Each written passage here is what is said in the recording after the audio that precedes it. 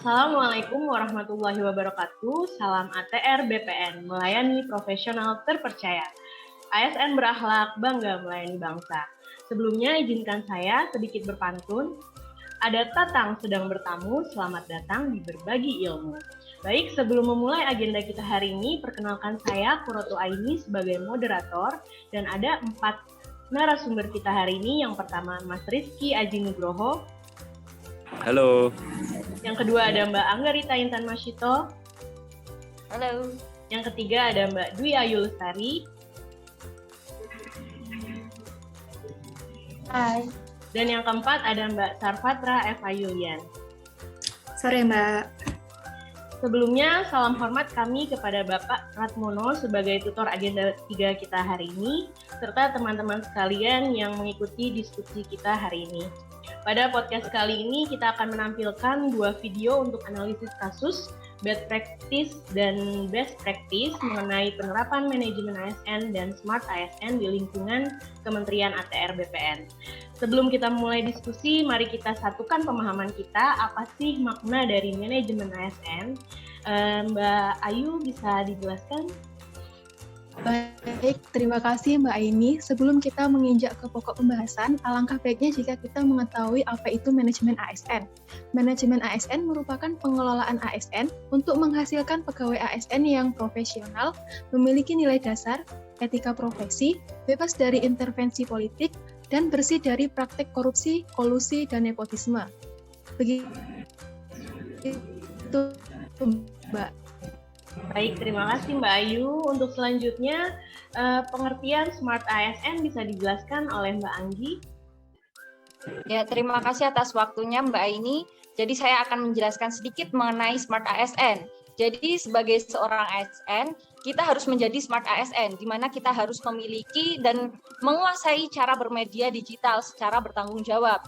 Tujuan dari Smart ASN ini yaitu terwujudnya birokrasi kelas dunia. Jadi juga ada 8 karakteristik nih di Smart ASN. Yang pertama integritas, nasionalisme, wawasan global, IT dan bahasa asing, hospitality, networking, and entrepreneurship. Seperti itu Mbak Aini. Baik, terima kasih.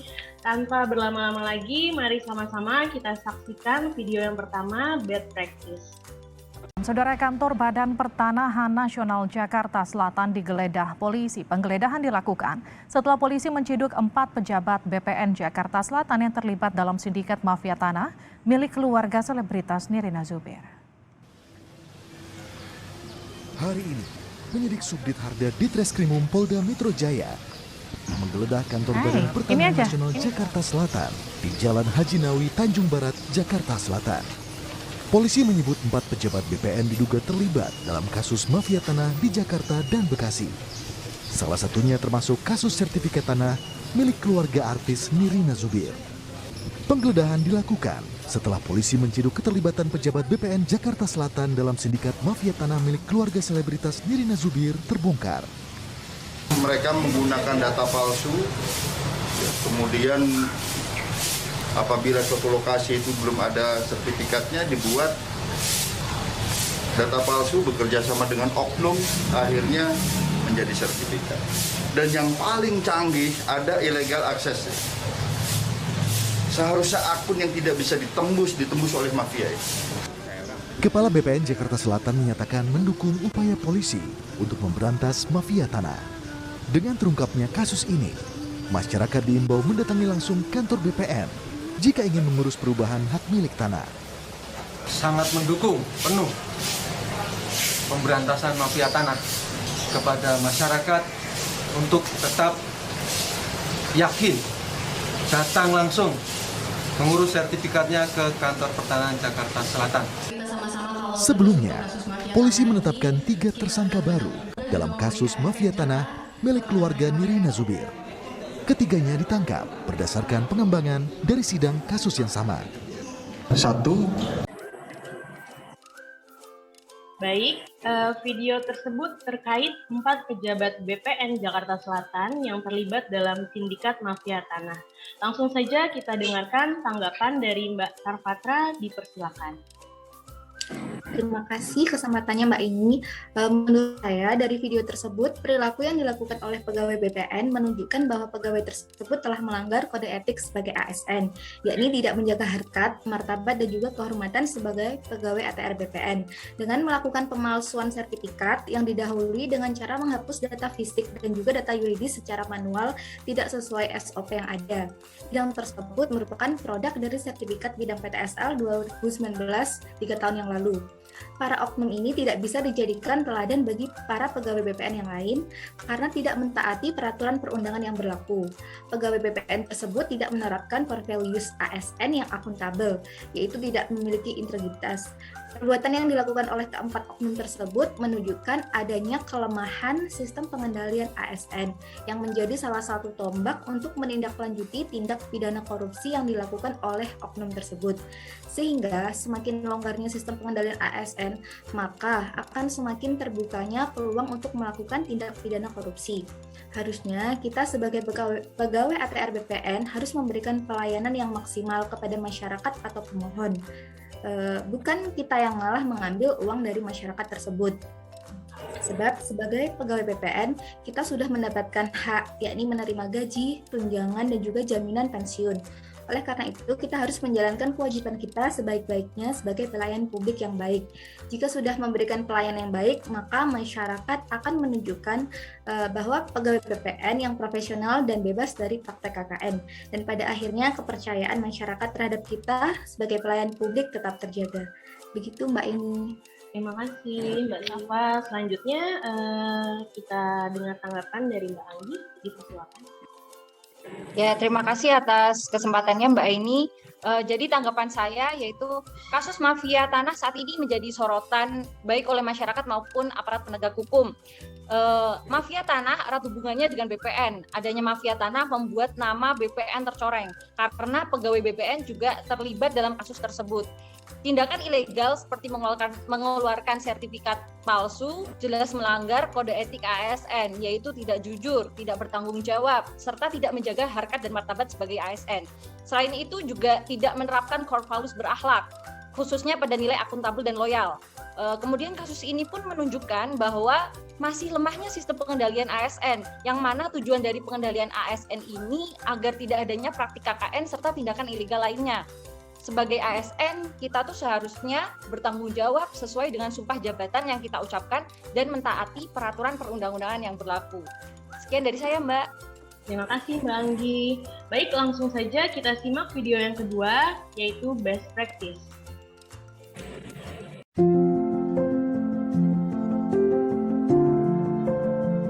Assalamualaikum warahmatullahi wabarakatuh. Selamat datang di Kantor Pertanahan Kabupaten Blora.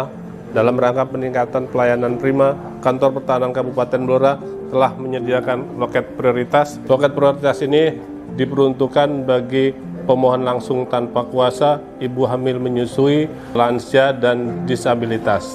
Dengan mengurus sendiri permohonan melalui loket prioritas, maka masyarakat mendapatkan kemudahan-kemudahan, yaitu satu, dilayani tanpa antrian, dilayani di loket khusus, serta mendapatkan prioritas layanan kami biaya sesuai dengan PP 128 tahun 2015 tentang jenis dan tarif pelayanan yang berlaku di Kementerian ATR BPN. Insya Allah seluruh petugas front office kami siap menerima dan melayani masyarakat secara profesional dengan budaya 5S, senyum, sapa, salam, sopan, dan santun. Oleh karena itu, kami berharap seluruh masyarakat di Kabupaten Blora untuk tidak ragu-ragu lagi datang langsung ke Kantor Pertanahan Kabupaten Blora untuk mendapatkan layanan dari kami. Wassalamualaikum warahmatullahi wabarakatuh. Sukses untuk semuanya.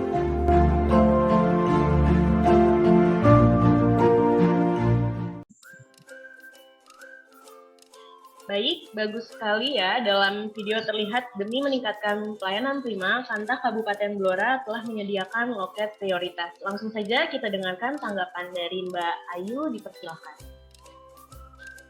Baik, terima kasih Mbak Aini. Tayangan video tadi merupakan salah satu contoh best practice dari Kementerian ATR BPN dengan program loket prioritasnya. Program loket prioritas merupakan salah satu bentuk inovasi layanan pertanahan yang bertujuan untuk memberikan pelayanan dengan cepat, akurat, dan memuaskan. prioritas tersebut telah mengimplementasikan manajemen ASN yang profesional berkaitan dengan salah satu fungsi ASN yaitu sebagai pelayanan publik yang diamanatkan dalam pasal 10 huruf B Undang-Undang Nomor 5 Tahun 2014 tentang ASN. Di mana dalam melaksanakan fungsinya sebagai pelayan publik, ASN harus bisa memberikan pelayanan yang profesional dan terpercaya.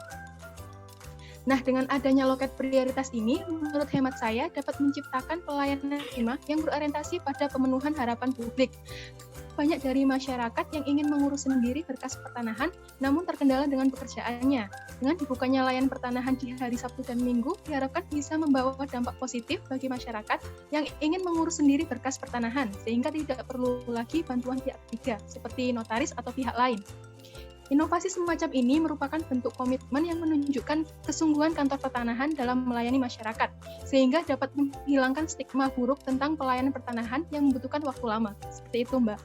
Baik, terima kasih Mbak Ayu. Bisa dilanjutkan oleh Mas Rizky, dipersilakan. Terima kasih Mbak ini.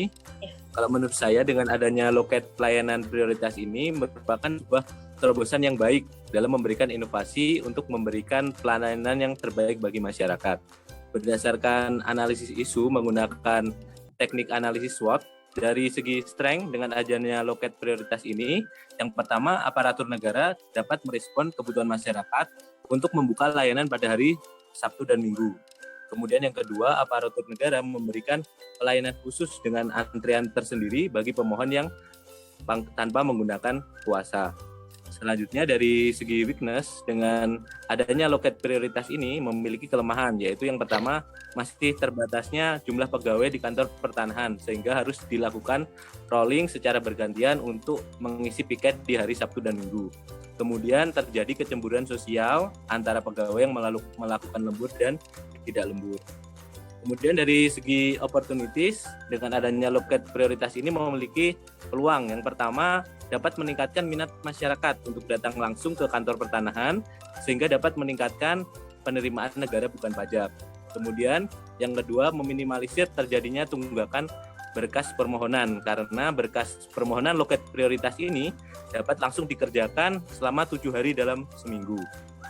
Selanjutnya dari segi threats, dengan adanya loket prioritas ini memiliki ancaman. Yang pertama, kurangnya sosialisasi mengenai adanya loket prioritas ini membuat pemohon itu tidak mengetahui kalau sekarang itu sudah ada layanan loket prioritas ini.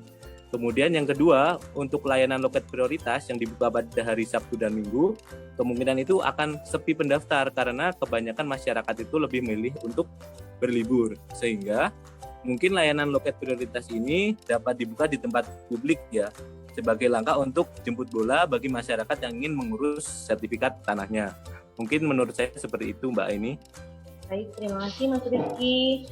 Baik, sudah cukup jelas tanggapan dari teman-teman semua terkait video bad practice dan best practice dalam manajemen ASN dan Smart ASN. Kesimpulannya adalah dalam penerapan manajemen ASN dan Smart ASN, kita harus terus berinovasi dengan contoh adanya loket prioritas demi meningkatkan kualitas pelayanan prima kepada masyarakat. Dan yang kedua, adanya penguatan sistem pengendalian ASN agar tidak adanya praktek KKN dan tindakan ilegal lainnya.